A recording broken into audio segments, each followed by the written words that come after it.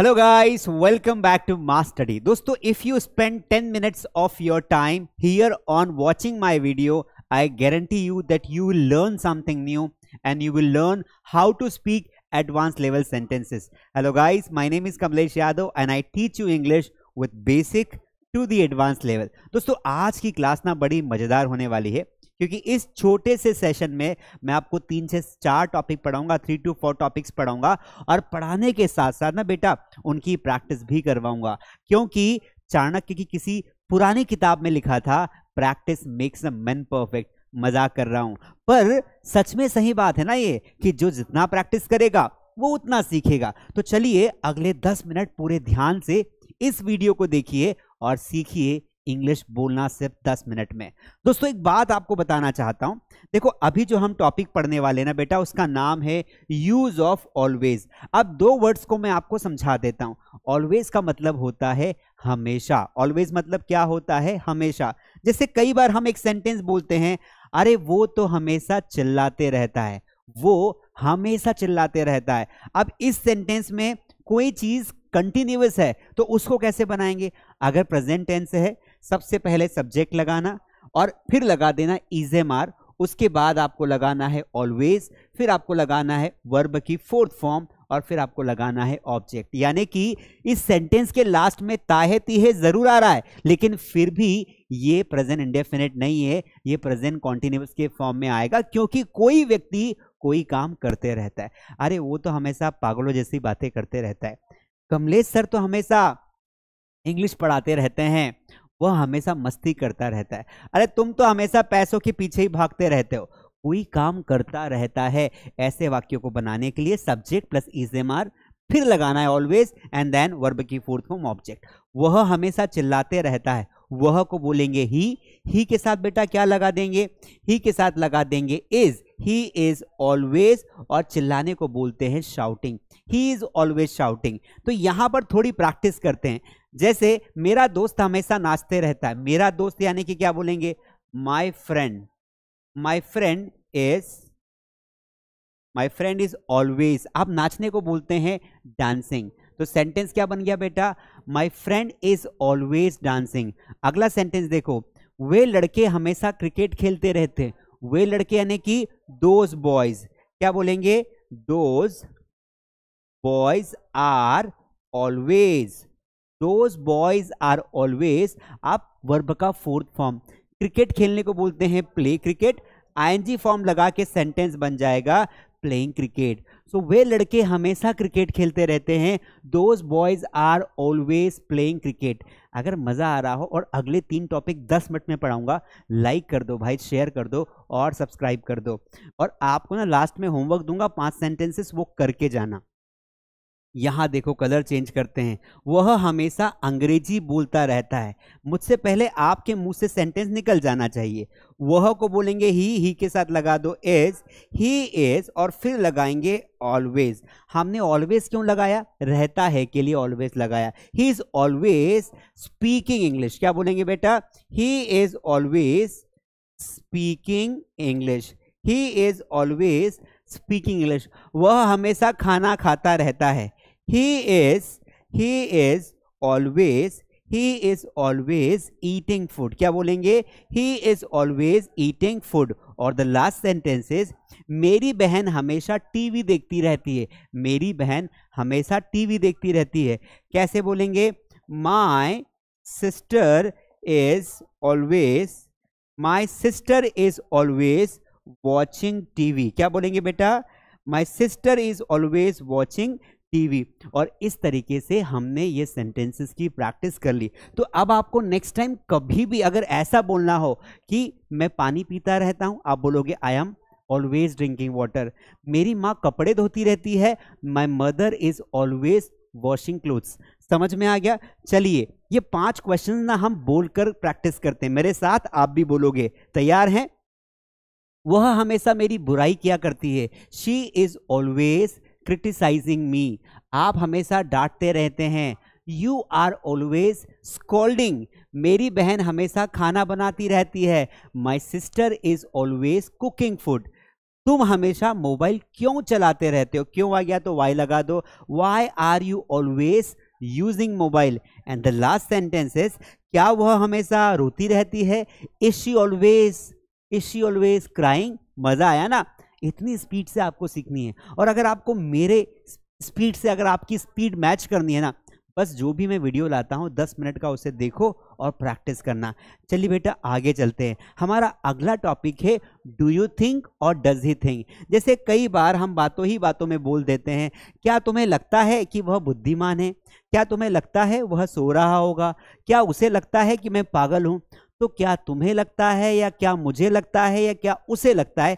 इसके लिए हम एक छोटा सा फ्रेज यूज करते हैं, जैसे डू यू थिंक या फिर डज ही थिंक। तो आपको सेंटेंस के हिसाब से, यानी कि सब्जेक्ट के हिसाब से, इसके हिसाब से आपको लगा देना है डज या डू, और ये वाला फ्रेज आपको आगे लगाना है।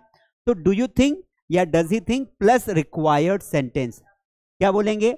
Plus required sentence. अब यहां पर देखिए, जैसे एक सेंटेंस है, क्या तुम्हें ऐसा लगता है कि वह बुद्धिमान है? Do you think he is a wise. क्या बोलेंगे? Do you think he is a wise.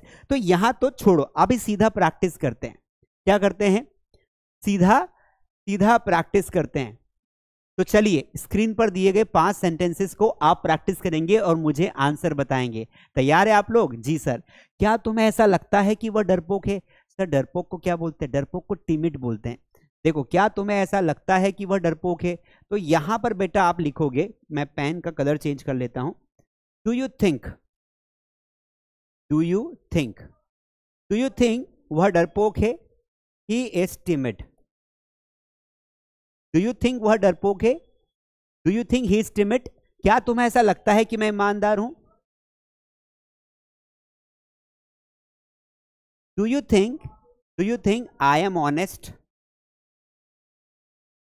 Do you think I M honest. क्या तुम्हें ऐसा लगता है कि वह आएगी? Do you think she will come. मेरे साथ प्रैक्टिस करिए। आपको देखिए बेटा, एक बात आपको ने नोटिस की होगी कि पहला सेंटेंस हमारा कॉमन है, लेकिन बाद के सेंटेंस जो है ना, जो सेकंड पार्ट है ना ऑफ द सेंटेंस, वो अकॉर्डिंग टू टेंस बन रहा है।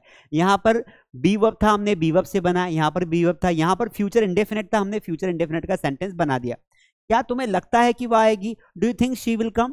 क्या उसे ऐसा लगता है कि मैं झूठ बोल रहा हूं? ये कौन सा हिस्सा है? ये प्रेजेंट कॉन्टिन्यूअस है। तो हम क्या करेंगे? क्या उसे ऐसा लगता है, डज लगा दो। Does he think, does he think I am telling lie, I am telling a lie. इस तरीके से बना देंगे। हमें निकलना चाहिए, क्या उसे ऐसा लगता है? हमें निकलना चाहिए, क्या उसे ऐसा लगता है? तो यहां से पहले इसको आगे ले आओ। क्या उसे ऐसा लगता है? Does he think, does he think we should leave now, या वी शुड लीव। निकलने को लीव बोलते हैं, वी शुड लीव। तो अब मोटा मोटा आपको क्लियर में आ गया कि हाँ सर, डू यू थिंक और डज ही थिंक का मतलब ये होता है, क्या किसी को कुछ लगता है। थोड़ी सी प्रैक्टिस करते हैं बेटा, ओरल प्रैक्टिस करते हैं। कहीं जाना नहीं है, पूरा वीडियो देखना है। एक और टॉपिक पढ़ाऊंगा 10 मिनट में, 3-4 टॉपिक पढ़ाने का प्रॉमिस किया है। क्या तुम्हें ऐसा लगता है कि मेरा भाई मूर्ख है? Do you think my brother is fool. क्या आपको लगता है कि वह मेरा दोस्त है? Do you think he is my friend. क्या तुम्हें ऐसा लगता है कि वह सच बोल रही है? Do you think she is telling the truth. क्या तुम्हें ऐसा लगता है कि बच्चे आज पढ़ेंगे? Do you think students will study today. क्या तुम्हें ऐसा लगता है कि वह स्कूल नहीं जाएगी? Do you think she will not go to school. इतनी स्पीड से प्रैक्टिस करना है ना, तो फिर रोज वीडियो देखना पड़ेगा। बेटा एक और टॉपिक देखते हैं। यहां पर it is no use plus verb का फोर्थ फॉर्म। कई बार दोस्तों हम बोलते हैं, अरे उससे बात करने से कोई फायदा नहीं है। अरे भाई, हिंदी बोलने से कोई फायदा नहीं, अब कोई नहीं बोलता, अब सब अंग्रेजी बोलते हैं। अरे यहां रुकने का कोई फायदा नहीं, कोई फायदा नहीं है। ऐसे सेंटेंसेस को बोलने के लिए we use it is no use. It is no use plus verb का फोर्थ फॉर्म देन ऑब्जेक्ट। ठीक है, करना क्या है, ये वाली फ्रेज बेटा कॉमन रहेगी, ये वाला एडवांस का स्ट्रक्चर कॉमन रहेगा। आपको वर्ब की फोर्थ फॉर्म लगानी है और ऑब्जेक्ट लगाना है। एग्जाम्पल के थ्रू आपको समझाने की कोशिश करता हूं। इट इज नो, जैसे पैसा खर्च करने से कुछ फायदा नहीं है, कुछ फायदा नहीं है, इसके लिए हम क्या लगाएंगे? It is no use. उसके बाद पैसा खर्च करने से, तो पैसा खर्च करने को बोलते हैं स्पेंडिंग मनी। समझ में आ गया? यहां देखिए, पहला सेंटेंस है वहां जाकर कोई फायदा नहीं है, तो पहले कोई फायदा नहीं है उस वाक्य को बनाएंगे। तो यहां लिखेंगे है ना, यहां लिखेंगे it is no use going there, it is no use going there. उनसे बहस करने से कोई फायदा नहीं है। कैसे बोलेंगे? It is no use arguing with them, arguing with them, उनसे बहस करने से कोई फायदा नहीं। इट इज नो यूज आपको कॉमनली याद कर लेना है, विचार करने से कोई मतलब नहीं है। कैसे बोलेंगे? It is no use, it is no use, विचार करने से कोई मतलब नहीं है। It is no use thinking, क्योंकि ऑब्जेक्ट नहीं है तो थिंकिंग पे हमारा सेंटेंस क्या हो गया? खत्म हो गया। उसे मारने से कोई फायदा नहीं है। It is no use, it is no use beating him, it is no use beating him. हमारा अगला सेंटेंस है उसे समझाने से कोई फायदा नहीं है। It is no use making him understand, making him understand. Clear है बेटा? समझ में आ गया? क्लियर है? समझ में आया? That's great. तो अब हम इनको बोलकर प्रैक्टिस करेंगे। उससे बात करने से कुछ लाभ नहीं है। It is no use talking to him, कठिन मेहनत करने से कोई फायदा नहीं है। It is no use working hard, उनसे पूछकर कोई मतलब नहीं है। It is no use asking them, यहां अंग्रेजी बोलने का कोई फायदा नहीं है। It is no use speaking English, mobile चलाने से कोई फायदा नहीं है। It is no use using mobile, क्योंकि मोबाइल काम के लिए चलाओगे तो फायदा ही फायदा है। ठीक है दोस्तों, तो मैंने आपको सेंटेंसेस दिए। अब यहां पर आपको मैं ये 10 सेंटेंसेस दे रहा हूं। इन 10 सेंटेंसेस के आंसर आप कमेंट में लिखेंगे। कम से कम आप 5 या सेंटेंसेस को तो सॉल्व कर ही सकते हैं। और मैंने सिर्फ आपसे 10 मिनट मांगे थे, 1-2 मिनट ऊपर हो गए, लेकिन आपका फायदा हुआ। आज आपने 3 टॉपिक्स पढ़ लिए हैं। अगर आपको इस तरीके के सेंटेंसेस और पढ़ने हैं ना, तो मेरे पास आपके लिए एक छोटा सा गिफ्ट है, मास स्पोकन इंग्लिश बुक, जो आप खुद को दे सकते हैं। इस किताब में, इस बुक में आपको अंग्रेजी सिखाने वाले, इंग्लिश सिखाने वाले ऐसे तमाम टॉपिक है जो आपकी इंग्लिश को 4 चांद लगाएंगे।